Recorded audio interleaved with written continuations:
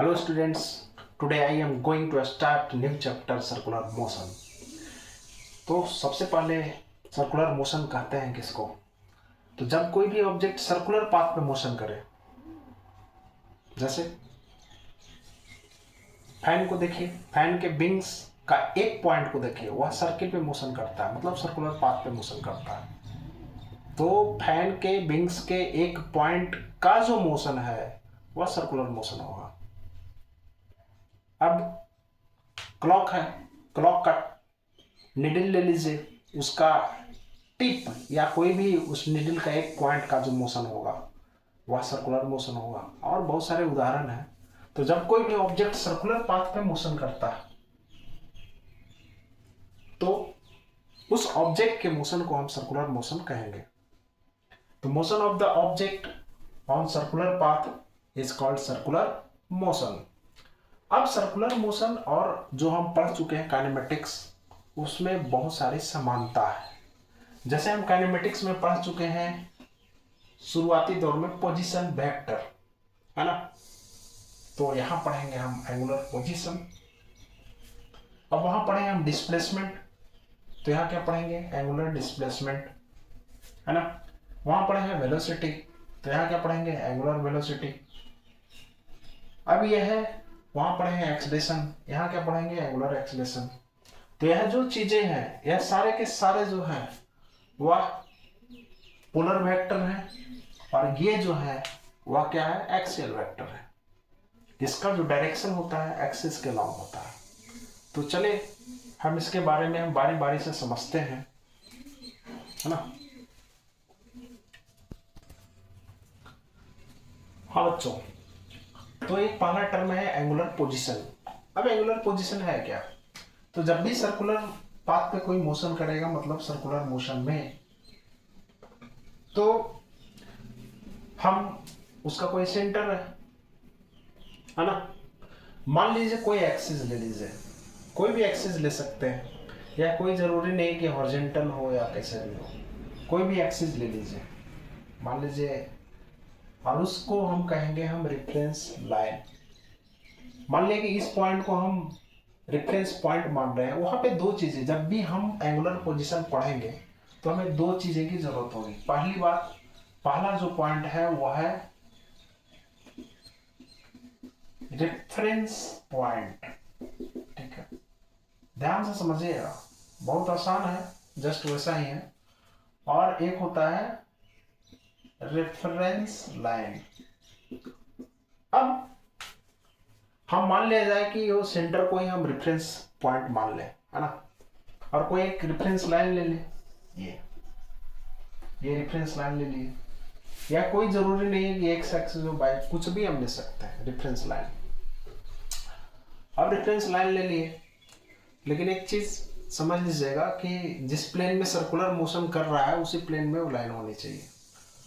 अब जो चीजें हैं कि यह ऑब्जेक्ट सर्कुलर पाथ पे मोशन करना शुरू किया, है ना, और यहां पे है, यहां पे है अभी जस्ट, तो यहां रेफरेंस पॉइंट और जहां पे है उसका पोजीशन वेक्टर ये हो गया, या पोजीशन कह लीजिए, है ना। तो ये जो पोजीशन वेक्टर है और यह जो रेफरेंस लाइन है, उसके बीच का जो एंगल है किसी पार्टिकुलर डायरेक्शन में, सॉरी, तो यहां पे यह जो एंगल है, मान लिया एंगल थीटा, तो ये कहलाएगा आपका एंगुलर पोजीशन। तो एंगुलर पोजीशन किसी भी पॉइंट का होता है ना। जब कोई सर्कुलर पाथ पे मोशन कर रहा है तब वहां पे ये पॉइंट सर्कुलर पाथ पे है, तो मान लीजिए कि ये हम ओरिजिन को, ये सेंटर को हम ले लिए रेफरेंस पॉइंट, और एक रेफरेंस लाइन ले लिए। तो रेफरेंस लाइन और ऑब्जेक्ट के पोजीशन वेक्टर के बीच का एंगल क्या कहलाएगा? Angular position. अब एक सवाल होती है, क्या हम रेफरेंस पॉइंट कोई और ले सकते हैं? तो हाँ, ले सकते हैं, पहला सवाल। दूसरा सवाल कि क्या एंगुलर पोजीशन सिर्फ और सिर्फ सर्कुलर मोशन में होता है तो नहीं, या कोई जरूरी नहीं है कि एंगुलर पोजीशन जो डिफाइन होता है सिर्फ सर्कुलर मोशन में होता है। एंगुलर पोजीशन कहीं भी डिफाइन हो सकता है। वह निर्भर करता है कि रेफरेंस पॉइंट क्या है, मतलब ऑब्जर्वर कहाँ पे है और किस पोजीशन में है। किस रेफरेंस पॉइंट, अलग अलग रेफरेंस पॉइंट के अनुसार जो एंगुलर पोजीशन होता है वह अलग अलग होता है। हम ये सर्किल इसलिए लिए ताकि आपको समझने में आसान हो। ये सर्कुलर मोशन कर रहा है तो हमें दो चीज चाहिए एंगुलर पोजीशन के लिए, पहला रेफरेंस पॉइंट, दूसरा रेफरेंस लाइन, और जो पोजीशन वेक्टर और रेफरेंस लाइन के बीच का जो एंगल है वो एंगुलर पोजीशन है। क्लियर है? अब हम थोड़ा इसको एंगुलर पोजीशन को और दूसरे तरीके से समझते हैं।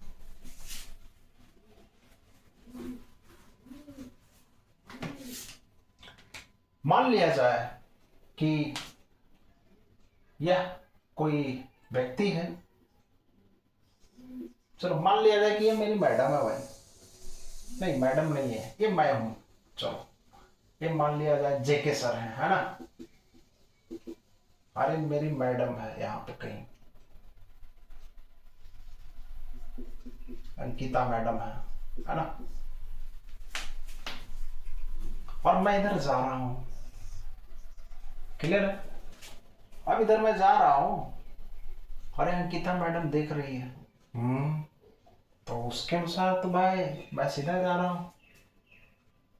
अब कोई और है जो मुझे देख रही है यहाँ पे, मान लीजिए ए है, ये ए है तो ये बी है, बी कोई हो सकते हैं या कोई भी हो सकता है, कोई भी है जो मुझे देख रही है। उसके अनुसार देख लीजिए, उसके अनुसार मान लिया जाए कि ये लाइन है, ये लाइन है जो रेफरेंस लाइन है। तो देख लीजिए मैं यहां अगर पहुंचा तो एंगल कितना बना रहा है, थीटा, और जैसे ही मैं आगे बढ़ा यहां पे आ गया तो ये देखिए एंगल चेंज हो रहा है, मान लिया थीटा डैश हो गया। तो यहां पे रेफरेंस पॉइंट ए है, तब हमारा जो मोशन है वह स्ट्रेट पाथ मोशन है, मतलब ट्रांसलेटरी मोशन है ना। और यहाँ पे रेफरेंस पॉइंट अगर हम बदल देते हैं, मान लिया बी है, तो उसके अनुसार जेके सर जो है वो कुछ ना कुछ एंगल पे, ये जो बी है, ये जो लड़की है जेके सर को देखने के लिए अपना सर को घुमाएगी ऐसे। तो जब कोई भी सर घुमाए देखने के लिए, मुंडे घुमाए, तब वहां पे एंगुलर पोजीशन होता है। क्लियर है? अब एंगुलर पोजीशन मतलब रेफरेंस लाइन और रेफरेंस पॉइंट और रेफरेंस लाइन, ये हो गया। अब ये हो गया पोजीशन वेक्टर, तो पोजीशन वेक्टर और एंगुलर, ये रेफरेंस लाइन के बीच का जो एंगल है वो एंगुलर पोजीशन होगा। ठीक है? आपको सर्कुलर मोशन पढ़ना है। अब सर्कुलर मोशन में वो चीजें आसान है जब हम सेंटर को रेफरेंस पॉइंट लेते हैं, यहां भी आसान है, इसमें भी कोई दिक्कत नहीं है। चलिए एक और उदाहरण लेते हैं इसका।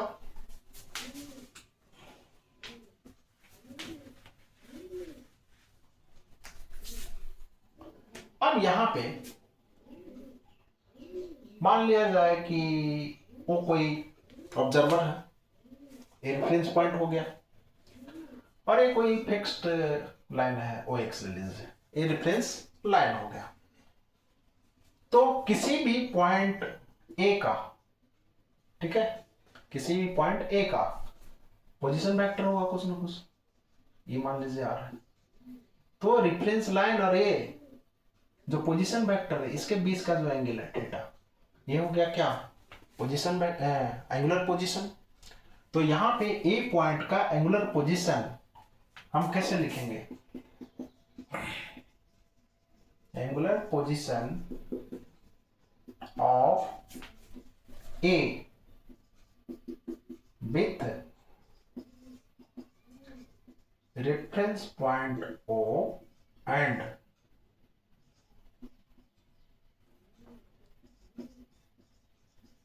रेफरेंस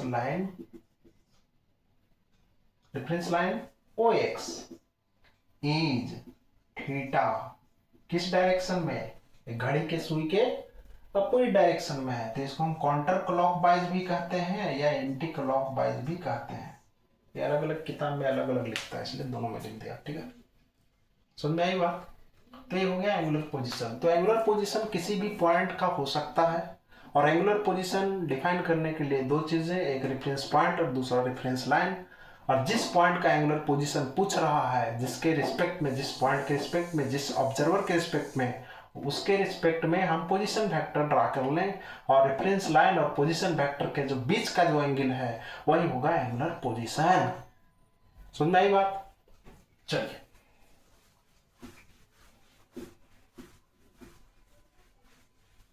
वीडियो को पॉज करके अपने नोट डाउन करते जाइएगा, है ना।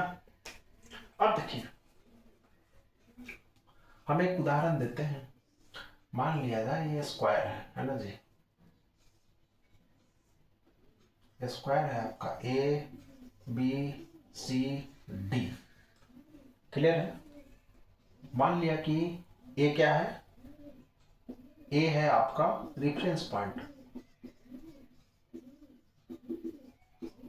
और ए बी क्या है, reference line.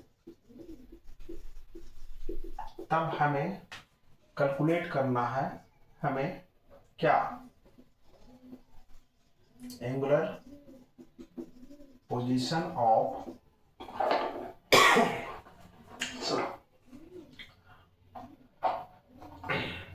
Angular position of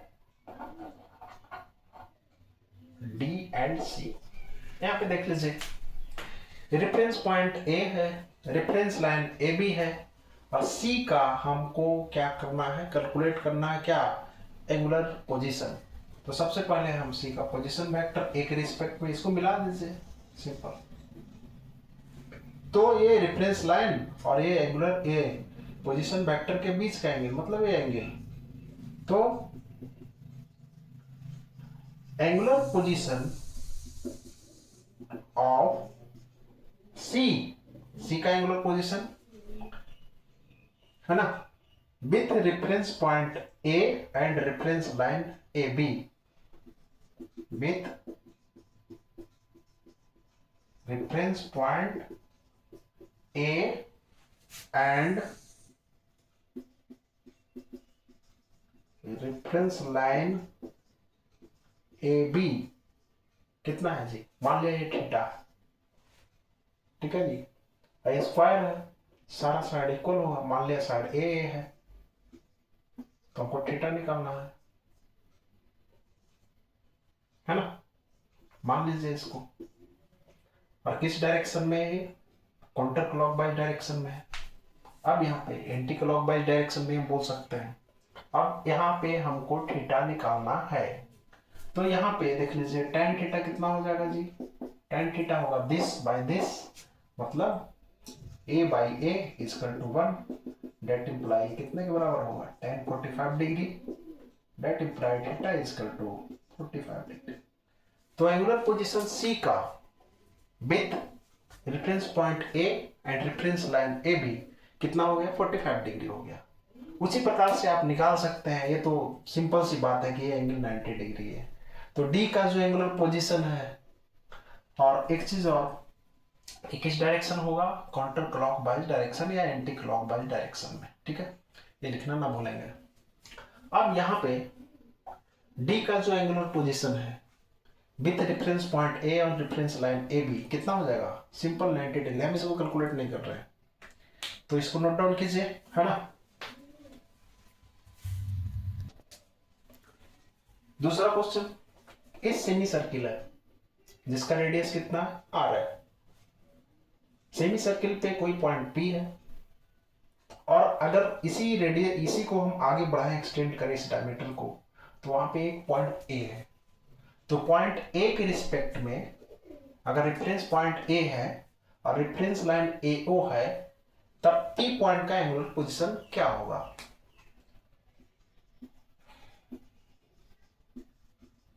angular position of P कितना होगा, जबकि ए का जो डिस्टेंस है कहां से, ओ से, वो कितना है, 2r है, मतलब ये डिस्टेंस r हो गया और ए बी डिस्टेंस कितना हो गया r, मतलब यहां से r डिस्टेंस पे है, सेंटर से 2r डिस्टेंस पे है। क्लियर है? इसको आप सॉल्व कीजिए। इसको देखिए, इसको मिलाते हैं हम तो एंगल 90 डिग्री होगा। अब ये सेमी सर्किल है तो ये रेडियस r हो जाएगा। तो ये मान लिया जाए कि एंगुलर पोजीशन ये है थीटा। ठीक है जी। तो इस ट्रायंगल में देखिए राइट एंगल ट्रायंगल बन गया। इस ट्रायंगल में साइन थीटा कितना हो जाएगा, दिस बाय दिस, मतलब r by 2r equal to r cancel, 1/2 equal to sine 30 degree. तो इसलिए थीटा इक्वल टू 30 डिग्री। कितना आसान क्वेश्चन था। Answer 30 degree counter clockwise direction. Clear है? चलिए, here in this question AB is diameter, यहाँ AB क्या है, डायमीटर है। C कोई पॉइंट है पेरीमीटर पे। तो यहां पे अगर हम O रेफरेंस पॉइंट ले और रेफरेंस लाइन क्या ले, OB। O reference point O हो और OB क्या हो, रेफरेंस लाइन। ठीक है जी, रेफरेंस लाइन। चलो इसको R लिख देते हैं, रेफरेंस लाइन। तो O है रेफरेंस पॉइंट, ये OB है क्या, रेफरेंस लाइन। तब C का पोजीशन, एंगुलर पोजीशन क्या होगा, तो angular position of C with reference point O and reference line OC is 60 degree. 60 degree है CCW डायरेक्शन में, या काउंटर क्लॉक या एंटी क्लॉक वाइज या counter clock wise. Circular motion देखिए यहाँ भी हो रहा है, C जो है वो सर्किल पे मोशन कर रहा है ना जी। अब हम क्या करें कि रेफरेंस पॉइंट को चेंज कर दें। रेफरेंस पॉइंट O था, अब ले ले A को। तब यहाँ पे C का एंगुलर पोजीशन क्या होगा, तो यहाँ पे कैलकुलेट कीजिए। Angular position of C with respect to reference point OA and reference line AB। इसका मतलब हमें A एंगल कैलकुलेट करना है। मान लीजिए एंगल थीटा है तो थीटा कैलकुलेट करना है।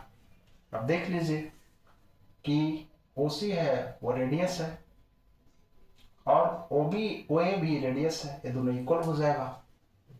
तो जाहिर सी बात है कि ये एंगल और ये एंगल इक्वल हो जाएगा। तो ये थीटा है तो ये भी थीटा हो जाएगा। ठीक है जी। ये 60 है ना, ये है 60, तो एक्सटर्नल एंगल है।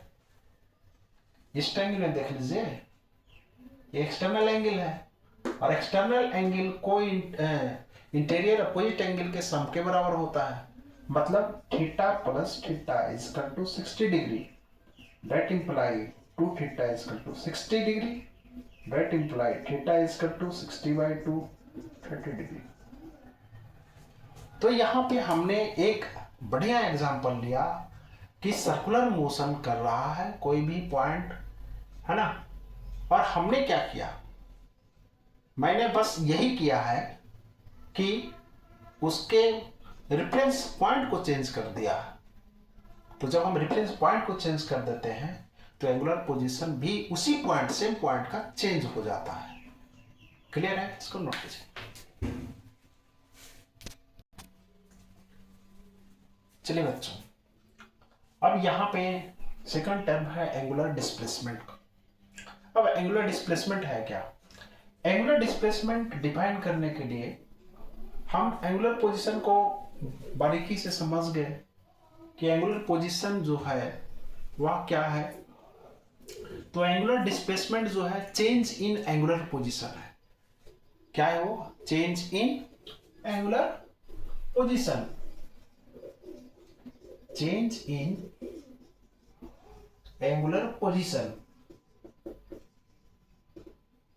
इज कॉल्ड क्या? Angular displacement. क्लियर है?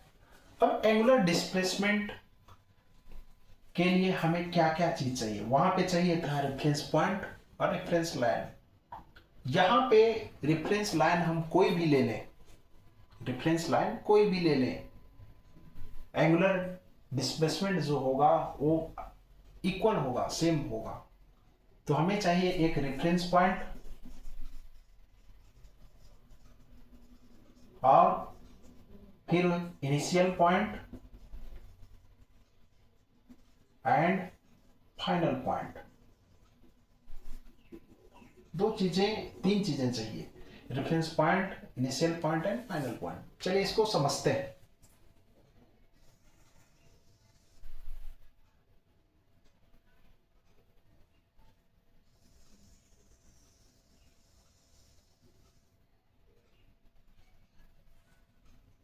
मान लिया जाए कि रेफरेंस पॉइंट ये है O, और जो ऑब्जेक्ट है इनिशियली पहले ए पॉइंट पे था, अब वो पहुंच गया कहां पे? यहां पे बी पॉइंट पे। तब हमें क्या क्या चीज चाहिए? ए रेफरेंस पॉइंट ले लिए, इनिशियल पॉइंट यहां है, फाइनल पॉइंट यहां है। यह है इनिशियल पॉइंट, यह है फाइनल पॉइंट। ठीक है जी। अब रेफरेंस लाइन कोई भी ले लीजिए। मान लिया कि हम रेफरेंस लाइन ये ही ले लिए, रेफरेंस लाइन इधर भी ले सकते हैं, कोई दिक्कत नहीं है। तो अब एंगुलर इनिशियल एंगुलर पोजीशन निकालिए। चेंज मतलब क्या होता है? Final minus initial.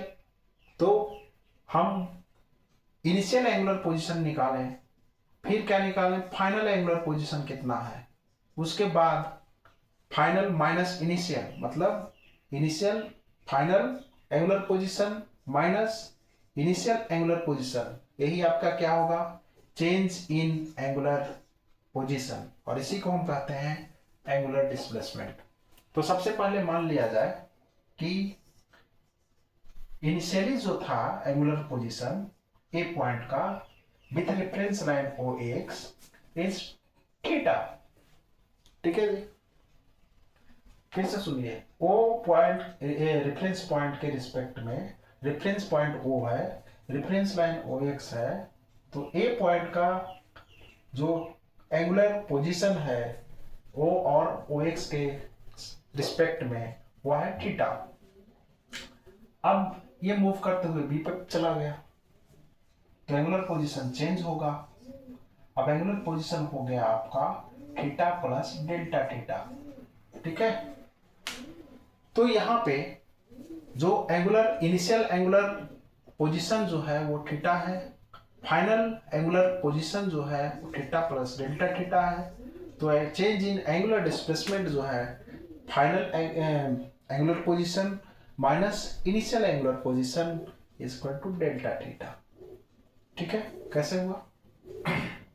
Theta final कीजिए, थीटा प्लस डेल्टा थीटा है, ये फाइनल वाला ये है, माइनस इनिशियल थीटा है, तो कितना हो जाएगा? Delta theta. क्लियर है? तो जो ये एंगल है यही है आपका एंगुलर डिस्प्लेसमेंट। क्लियर है? अब हमने एक बात कही कि रेफरेंस लाइन हम कोई भी ले, एंगुलर डिस्प्लेसमेंट चेंज नहीं करेगा, वही रहेगा।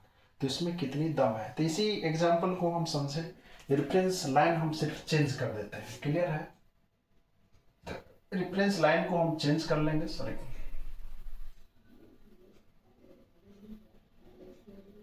रेफरेंस लाइन हम मान लिया जाए कि ये ले लेते हैं। चलो ठीक है जी, रेफरेंस लाइन हम ये ले लें। तो ये देखिए, ये इनिशियल थीटा, इनिशियल ये है, मान लिया ये थीटा है। ठीक है। और फाइनली ये जो एंगल है वह कितना होगा? मान लिया ये थीटा प्लस डेल्टा थीटा है। क्लियर है? तो यहाँ पे जो उस समय ये एंगल था, ये एंगल निकालना था, ये एंगल निकला था, ये डेल्टा थीटा। यहाँ पे इनिशियल जो ये है थीटा है और ये क्या है, तो फाइनल माइनस इनिशियल करेंगे तो उतना ही आएगा। तो रेफरेंस लाइन आप कोई भी ले लीजिए, जो एंगुलर डिस्प्लेसमेंट है, चेंज इन एंगुलर पोजीशन वह चेंज नहीं होगा। ठीक है। अब एंगुलर डिस्प्लेसमेंट का जो यूनिट है वह है रेडियन, और आप पढ़ चुके हैं pi radian equal to 180 degree. ठीक है, इसको नोट कीजिए। फिर क्या देखिए, ये कोई ऑब्जर्वर है या रेफरेंस पॉइंट हम कह सकते हैं, और बी कोई ऑब्जेक्ट है या कोई व्यक्ति है जो मूव कर रहा है ऊपर की ओर, ऐसे बी से चल के कहां पहुंच जाता, सी पे। तो ये जो एंगुलर डिस्प्लेसमेंट है, चेंज इन एंगुलर पोजीशन, वह कितना होगा वो कैलकुलेट करना है। तो यहां पे इनिशियल एंगुलर पोजीशन कितना है वो कैलकुलेट कीजिए। उसके बाद फाइनल एंगुलर पोजीशन कितना है वो कैलकुलेट कीजिए। फिर फाइनल माइनस इनिशियल कर दीजिए, वो आपका क्या हो जाएगा, एंगुलर डिस्प्लेसमेंट हो जाएगा। तो सबसे पहले बी पॉइंट पे था, बी पॉइंट पे ऑब्जेक्ट था पहले, रेफरेंस पॉइंट कौन सा है, ए है। रेफरेंस लाइन कौन सा है, मान लीजिए यहाँ पे कोई रेस्ट्रिक्शन तो है नहीं कि आप ए लाइन लेंगे हम, मान लीजिए ए बी लाइन है ना, रेफरेंस लाइन। तो ए बी लाइन के रिस्पेक्ट में, ए बी लाइन के रिस्पेक्ट में बी का एंगुलर पोजीशन क्या है, 0 है। दोनों के बीच, जैसे इसका हम रेडियस वेक्टर ले और ए बी, दोनों के बीच का एंगल 0, तो इनिशियल एंगुलर पोजीशन 0 हो गया। अब पार्टिकल ऑब्जेक्ट पहुंच चुका है सी पे, रेफरेंस लाइन ए बी है, तो फाइनल एंगुलर पोजीशन कितना हो जाएगा, मान लिया ये एंगल थीटा है, तो आपको थीटा निकाल लीजिए। तो यहाँ पे इस ट्रायंगल में, ट्रायंगल एबीसी में tan थीटा इक्वल टू हो जाएगा BC by AB, that imply 10/10 equal to 1। tan theta हो गया आपका tan 45, that imply theta equal to कितना, 45 डिग्री। तो यह एंगल आया 45 डिग्री। तो चेंज इन एंगुलर पोजीशन मतलब एंगुलर डिस्प्लेसमेंट, एंगुलर डिस्प्लेसमेंट कितना हो गया आपका, डेल्टा थीटा कितना, 45 माइनस 0 कितना हो जाएगा, 45 डिग्री। क्लियर है।